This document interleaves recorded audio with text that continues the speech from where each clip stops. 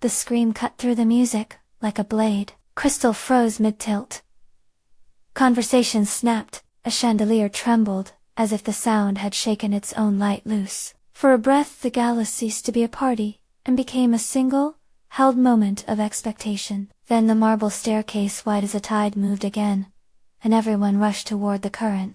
Priya Nolan watched it from the top landing, her hand still on the balustrade, thumb indenting the carved wood. She had intended the night to be a small, cruel joke, an invitation tossed like confetti, a story to be retold later, over dessert. She had not intended to be the one to choke on the punchline. At the base of the stairs, where the room opened into its wide, velvet-lit bowl, Danny O'Shea descended with slow certainty. The gown wrapped her like a language she had finally remembered. Ivory silk pooled at her feet, beadwork like constellations stitched in a hand that knew how to make modesty radiant. When the last bead caught the light it flashed tiny suns in. 7 months of invisibility snapped. Whispers rose into a wave. Someone dropped a glass. The sound was obscene in its banality, as if a private life had been turned into a prop. Cameras angled, phones raised, like complicit witnesses. A woman behind Priya gasped, and then, more curiously, began to laugh. First a sharp bark, then a fluttering attempt at sympathy that had no purchase on what was happening. Danny moved, as if she belonged.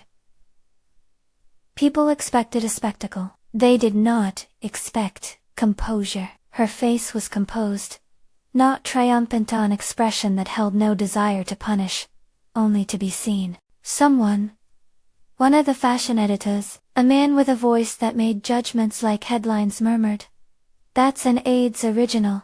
Closing piece, appraised at 2 million. The words floated like a foreign coin.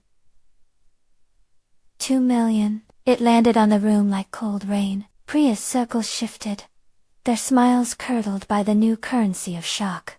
Priya's eyes went to Danny, and for a first terrible moment, she saw not a joke, but the exact image she had tried to manufacture for herself. A woman who made her look small. Jade, Moreau, and Skylar Fitch were at her elbow, rehearsed concern already forming, as if public mortification might yet be turned into a theatrical anecdote. Nate Nolan hovered a step back, the boardroom posture of the man who measured social disasters for their balance sheet consequences. If you love cinematic social stories, like and subscribe. It had been 3 days since Priya had decided to humiliate a woman who kept her house. The plan had been simple. Invite the housekeeper to the Nolan Gala, hand her a ticket like a hat tip to someone amusing, and stage a private comedy with friends. It should have been trivial, a garnish for a weekend. Instead, it was the detonator for something neither Priya nor her friends had foreseen. 3 days earlier, Priya had been standing in her walk-in closet, while Jade and Skylar scrolled through menus on Priya's phone, and argued about cocktails. Priya's closet was a cathedral of impulse, rows of garments on cold light, shoes on pedestals, a mirror that always remembered you better than you deserved. Danny had been on the other side of the door, folding a throw in the staff room, moving with the patient economy of someone who had learned how to make herself small and useful. "You should bring her," Priya said. The sentence was a stone tossed into a still pond. It carried more weight than any of them intended, because Priya had the particular talent of making cruelty look like whimsy. "Bring her," Jade echoed, a smile sharpening.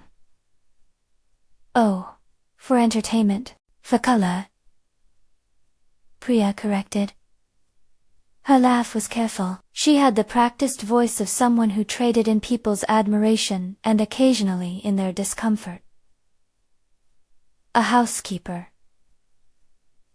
It's amusing to see how they react to our world." They imagined Danny's face, studded with confusion like an animal shown a mirror. They imagined the photographs, the captioning tactless and gleeful.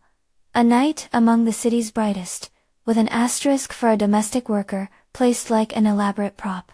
Danny heard the conversation because walls in Priya Nolan's townhouse were as thin as manners. She kept folding the throw until her hands ached, and then wrapped the cloth tighter, to feel the pull of the fabric rather than the pull in her chest. She had been with the Nolans for 7 months by then. 7 months of cleaning, pressing, learning the room's rhythms, and, privately, living an experiment that had more to do with her own identity than with any intent to rattle social cages. 7 months earlier she had come as a choice, not hiding so much as choosing to study an ordinary life outside the gilded orbit of her surname. Her mother, she.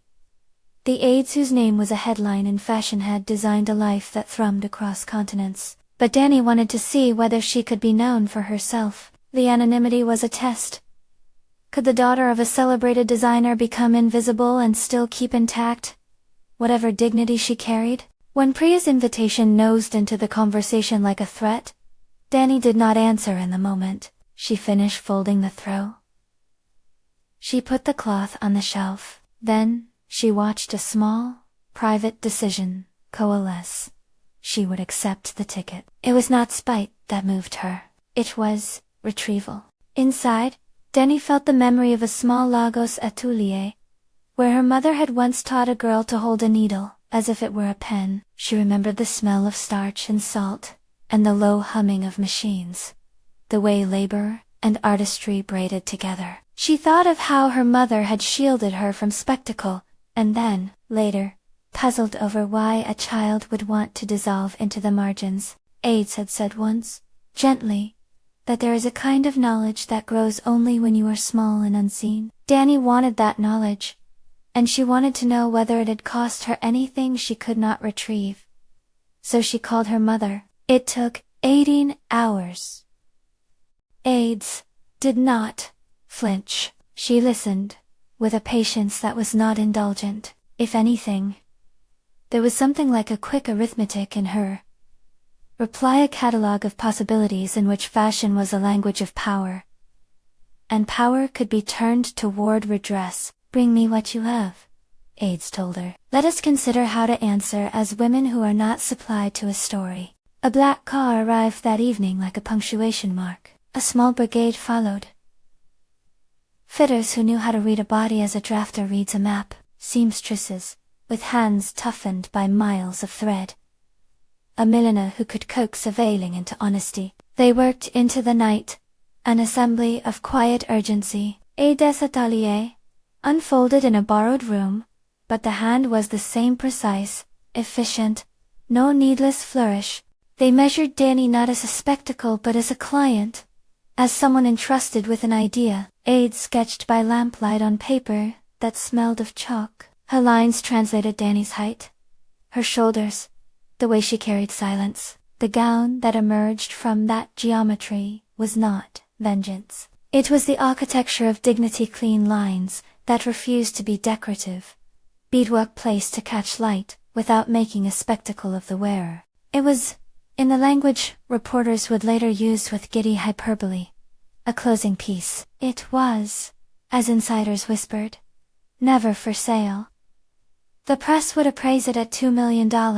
Those words would do their work of turning the dress into currency, but they could not own what the garment had been made to accomplish. When the team unzipped the garment bag in Priya's townhouse, the sound was soft as a promise. The gown draped on Dani's shoulders like a tide. Stylist hands adjusted a cuff, smoothed a seam, threaded beads until the surface shimmered with a subdued kind of authority. A mirror was placed before her, and for the first time in months she did not shrink from the reflection. She looked back, and the woman in the glass looked not like a daughter trying on another identity, but like someone rediscovering the one she had always carried. The transformation was a sequence of small rites. A breath before the dress was clasped, a soft nod between mother and daughter across the room, a whispered instruction from a seamstress, and then the closing of the zip. Walk like you belong. Ad. Isama muado. But there was no need for the direction. Dani accepted the ticket. At the gala, the orchestra paused, and then resumed into a brittle, unfamiliar tune. As the room tried to recover its footing, conversation reconstituted itself around the new axis of celebrity and scandal. People edged closer, as if proximity might let them siphon the feeling of power that had invaded the evening. Champagne glasses lifted like white flags. Priya moved through the crowd in a daze, flanked by Jade and Skylar, as they tried to find an exit route for embarrassment. When she reached the alcove, where Dani now stood receiving the polite applause of strangers, the heat of her face was visible under the soft lights. For the first time in a long time, she had nothing rehearsed to say. "You," Priya began, voice a brittle thing. Then she stopped. The wind had gone out of whatever conviction had led her to invite Dani as a joke. Dani watched her. She could have said many things. She could have annotated Priya's cruelty with a scathing line. She could have stood on the wreckage and pointed. Instead, she asked a single, precise question. "Why would you invite me like that?" Against the ornate wallpaper, the question sounded humbly exacting, as if she were testing a coin for its metal. Priya's mouth opened and closed. A laugh she had meant as part of the evening's affect died at the root. "I thought," Priya started, "it would be funny. It would make people see." Her sentences frayed. She reached for humor, and found only a shy, feeble apology. "You thought it would make them see you," Dani said, softer now, the cool of truth settling between them. "Not me." The private exchange spun outward. Nate intercepted Priya in the corridor shortly afterward. He did not look at Dani. He was a man with a ledger in his head. "This is a PR problem," he said, and his voice had the flatness of someone who had become skilled at translating human mess into balance sheets. "Sponsors will ask questions. Magazine partners? Do you want me to be the one who writes the answers?" Priya asked, suddenly raw. Her hands trembled. Her social friends would gossip, and then forget. Nate would calculate the cost in reputation and in interest. He was not cruel, but he was not naive either. For him, the night's collapse signaled the sudden exposure of an overlooked risk. He wanted containment. He wanted practical action.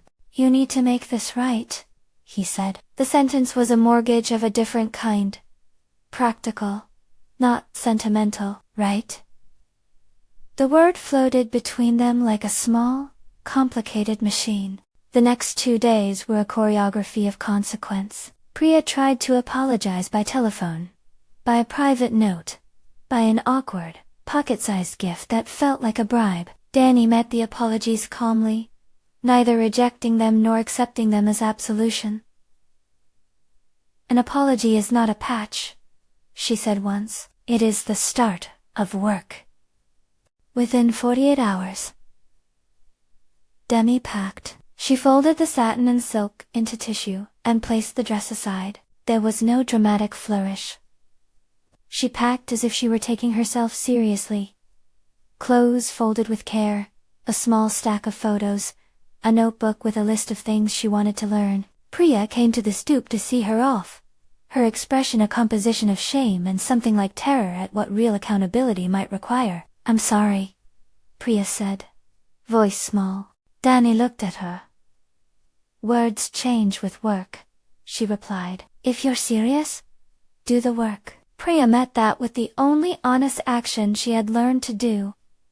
She began to volunteer. She joined a local program that trained domestic workers in skills beyond the household, funded a scholarship set up in Dani's name, an initiative meant to support apprenticeships in hospitality and textile arts. At first the acts were clumsy, self-conscious attempts to balance a moral ledger. Yet over months, the gestures grew steadier. Nolan owned philanthropic partners, required reports and metrics. Priya learned, sometimes grudgingly, to let her discomfort be translated into the labor of accountability, rather than the neatness of a press release. 2 days after the gala, Dani left the city. She went back to what she had been learning to be. Whole, not porous. She returned to a life that was part laboratory, part sanctuary. She had found out some things in the experiment, how she could move among strangers without losing herself, and how dignity could be reclaimed without spectacle. 8 months later, Paris was all hush and high expectations. The Invisible Line show was scheduled for the last night of Fashion Week, in a converted industrial hall. That favored light, and the human silhouette. Aids had always been a designer who spoke through restraint and political tact. A Lagos native whose work had stitched West African tailoring into global couture. Without exoticizing her roots, the collection she presented now carried a different claim, one that tried to turn visibility into restitution. Aids reserved 50 seats in the front row for domestic workers from cities across the globe. They were women and men who had spent decades in the background of other people's lives. Cooking, polishing, tending. Their tickets were not charity. They were a statement. 2 of those seats belonged to Rosa Alvarez and Malik Oak. Rosa was from Seville. She had kept the same family's house for 14 years.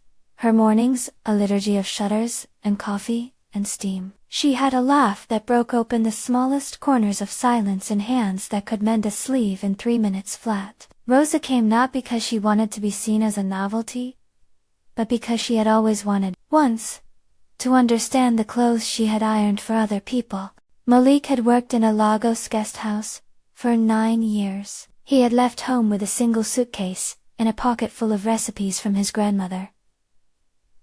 Malik's hands were broad and gentle. He kept a small spiral notebook of designs he wished he could make when time allowed. Both of them had accepted the invitation with curiosity and a careful mistrust born from a world that uses gestures of recognition as a form of absolution. The Invisible Line collection did not pretend that fashion could instantly repair social wrongs. It was not a billboard apology. It was a curated attempt to redistribute recognition and to embed credit where labor had built the product. Each garment displayed the names of the craftspeople who had contributed to it, be it seamstresses, housekeepers who had taught folds and gestures to the design team. There was a scholarship fund attached to the line, managed by a non-profit, that would support apprenticeships in tailoring, textile, conservation, and hospitality. A portion of proceeds from selected pieces would seed those scholarships. The couture house, that had once relied on invisibility, now declared visibility as its brand. The language of credit appeared in small prints on program cards and in spoken introductions. Aids closed the show with a piece that the press would call breathtaking, and that gossip would soon appraise a Ghana's worth millions. Reporters repeated the line as if value could be the only language they knew. Appraised at 2 million, it made for headlines. It made for clicks. The numbers sat in the air, like a challenge. Aids, standing by the runway, watched the room fold itself into attention. In the front row, Rosa and Malik did not glance at the cameras. They watched the clothes, and then the people who wore them, and then each other. For Rosa, it was a field of possibilities. Seams that might teach a new stitch. Sleeves that remembered a woman's posture. For Malik, it was a validation of things he had kept in a small notebook, designs that might be translated into work, not only feeling. Someone in the audience leaned over and whispered to Priya, sitting a few rows back in a different life now. "You look different," they said with the brittle politeness people use when they want to admit change, without owning it. Priya's hands were folded in her lap. She came to the show because it was both penance and education. Initially, she had offered money and hosted panels. Over 8 months she had moved from reactive acts to donations. Public statements to the uncomfortable, slower work of learning. She had been volunteering at the training center established by AIDS Foundation, sitting in the same workshop as women who had once carried her luggage. She had learned to sew hems under the watchful, patient instruction of people she had once considered invisible. The learning had humbled her. It had also opened something like a door. After the show, Priya sought out Danny. She found her standing near the back, conversing with Malik about the cut of a jacket. Danny had come to Paris, not as a star, but as an emissary, someone who believed that the work of justice is sustained by practice, not spectacle. She had spent time at the atelier, helping lay patterns and taking notes for a possible collaboration with the scholarship program. Her presence there was a quiet recalibration. The daughter of a famous designer, choosing to work in a place where names were inked next to labor. They walked out into the alley together, away from the present tense and the limelight that loves a redemption arc. Priya's voice was low. "I've been trying," she said, "not to fix myself in a press release, but to understand, to listen. To do things that don't look good on Instagram." Danny listened. The rain had started, small and fine, and the light from the street lamps made the wet cobblestones shimmer like the beads on the gown she still thought of sometimes. "You're learning," Danny said. She had the ability to name the imperfect progress of a human choosing. "That's something." Priya's response was not immediate grace, it was a rumpled admission. "I'm afraid that I'll be the kind of person who does old cruelties in new language," she confessed. "I want to be different, but I don't always know the next right move." "You won't," Danny said. "Not at first, but fear is not the opposite of action, it just makes it honest." Across the street, Malik and Rosa joined them, laughing about a seamstress who had taught Malik a trick about bias binding that had made his eyes light up. The laughter was the kind that stitches people together, without grand pronouncements. For Priya, the sound felt like an arrhythmia of the life she had tried to contain. Aides watched her daughter from the doorway of the atelier. Later that evening, the light inside the room warm as a kill. She had always been a woman of few speeches. She leaned in and showed Danny a small sketch. The quick, economical draft of a dress that had begun as a thought in the margins of a busy week. On the white corner of the paper she had written a line in her neat script. "For the girl who went away and came back herself." Danny held the sketch like a relic, the words humming with more than sentiment. They closed the circle of the experiment and opened a new work, the making of a practice where visibility was not performance, but a way to credit and to ensure that names accompanied labor. Back in the press rooms and the gossip columns, the number attached to the closing piece did what numbers always do, it became shorthand for value and desire. "Appraised at 2 million, they repeated, and the phrase slid into headlines as a glossy, simplified image. For some readers, the arithmetic was the story. For others, the spectacle. But inside ateliers, and in training rooms, and in small apartment kitchens, where someone like Rosa set out a pattern to teach a neighbor, the work of repair took other shapes. Curriculum meetings, apprenticeship intake forms, a ledger of stipends. These were slow things, unsexy, but durable. Priya did not escape the awkwardness of public scrutiny. There were critics who called her conversion performative, others who said she did not deserve forgiveness. But she kept attending. She sat in workshops and learned the choreography of hands. She listened to people who had known how to make things, and had not been credited. She wrote checks. Yes, but she also spent long afternoons ironing the same sleeves she had once stared at during a party. She learned to let discomfort be a teacher. There were other small ripples. Nate, pragmatic but not unmoved, invested in a program that created microgrants for household workers who wanted to start small businesses. A laundry service, a tailoring stable, a cleaning collective with benefits. It was, for him, a compromise between the ledger and the human. It did not heal everything. It did give people options that had been scarce. Danny never made the Gala spectacle into a triumphal story. Her reclamation was private and public in equal measure.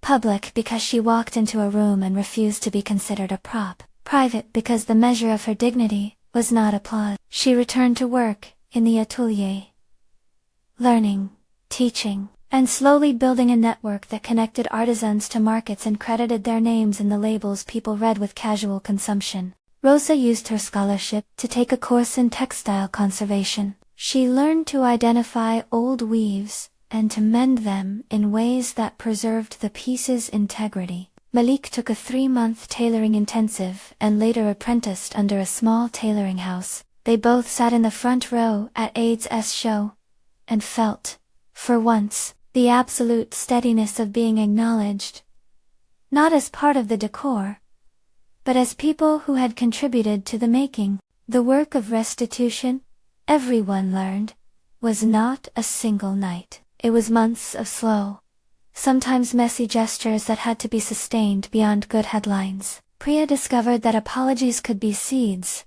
not banners. Dani discovered that returning to herself did not require cutting off the past, but naming it, and then walking with a new vocabulary. Aids discovered that a lifetime of shaping fashion could be used as scaffolding for a different kind of legacy.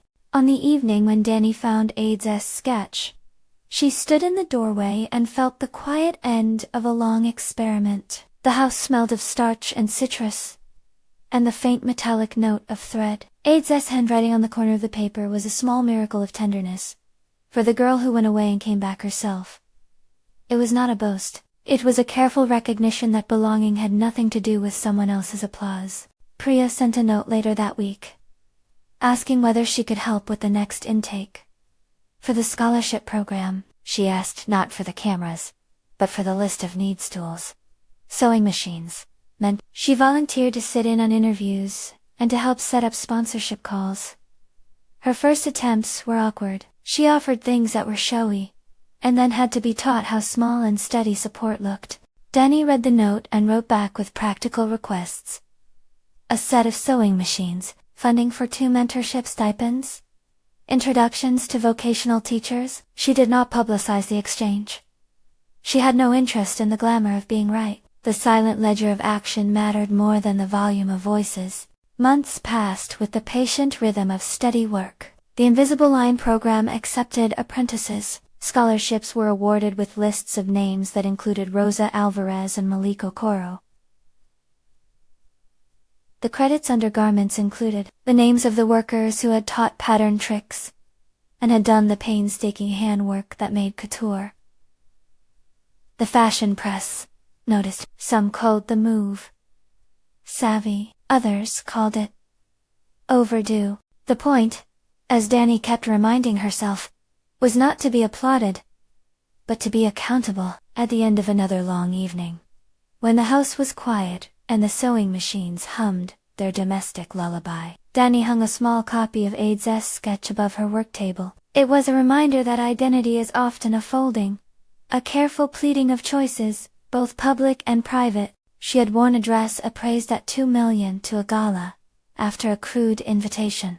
The headline was dramatic and would roll across social feeds. But that night, on a marble staircase, when the laugh intended to belittle had been silenced by a fabric that refused to be a costume, she had learned how to be visible on her terms. The story did not end with the dress. It continued in the slow ledger of apprenticeship sign-ups, in the enforced humility of a woman learning to sew in a room where her last life had been a suite of private indulgences. In the ledger lines, Nate balanced against his conscience, and the small businesses that would now be possible, because someone finally decided to listen. Most of all, it continued in the small, human recognition that the labor that makes the world tolerable, tiding, cooking, sewing, holding, deserves a name beside it. The invisible line had been a fashion statement, but fashion, in the hands of a woman like Aids, had taken on the craft of insisting